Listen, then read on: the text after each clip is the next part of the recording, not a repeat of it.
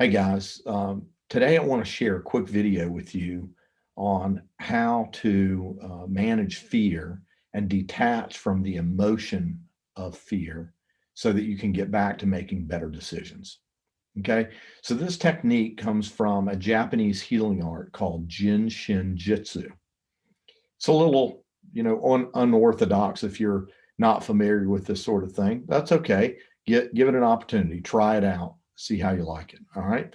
So first of all, what I want you to do is I want you to think of a time recently when you've been fearful about something. Maybe it's something like, flying in a plane or driving on a bridge, or maybe it's something, that you've been fearful or had some self-doubt about. Maybe it's starting a business, growing a business, applying for a new job, asking a girl out on a date. I don't know what it is you do. Think about that like a movie in your mind. So I want there to be a beginning when everything was okay, and then you started thinking about this fear that you have, and there's a fear spike, and then there's it plays out, and then you're back to normal again, whatever normal means to you. Okay, so that's your movie clip. Now, it doesn't matter if that was a few minutes or a few hours, because the mind is powerful and you can move through that period of time rather quickly.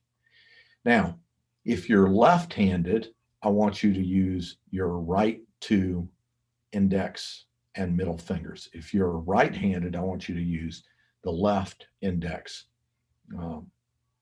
and middle finger.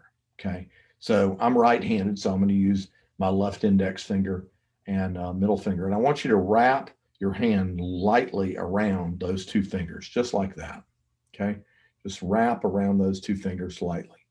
Now, what I want you to do is I want you to make sure that you create a little bit of a gap here, maybe a quarter or a half inch, because in a minute I'm going to have you squeezing down pretty tight. Okay, so right now, with your hand just loosely wrapped around that, I want you to relax that down into your lap.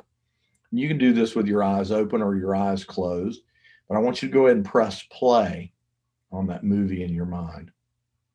Notice that already it's difficult for you to connect with that fear. There seems to be a little bit of a disconnect there, but that's okay. I want you to turn up the volume on that fear. Really try to connect with it. Wherever you would normally feel it in your body, if you feel tightness in your chest or lump in your throat, whatever it is for you, you really try to connect with that. Turn the volume all the way up to 10. But as you do, I want you to squeeze down nice and tight on those two fingers. Notice what's different. You can't quite connect with it. It's almost like you're reaching out for something. The further you reach for it, the further away it gets. Okay, so you know that it happened. We can't change that. You know that this fear is something that's real to you. It can be, real or perceived. If you've read my book, A Guide to Your Mind, you know that there are different categories of fear. So it doesn't matter which category it is. It's real for you, and it doesn't have to make sense to somebody else. It's something that you struggle with. This is a way for you to disassociate from that emotion so that you can get back to making logical decisions that make good sense for you. Okay. All right. So this is a free technique that I offer to my clients in a first session. I want you to have it. I want you to use it and see how it works for you. Feel free to make comments, email me back, text me, message me, DM me, whatever. I'd love to hear your feedback on this technique. Every person that I've taught this to, it works for.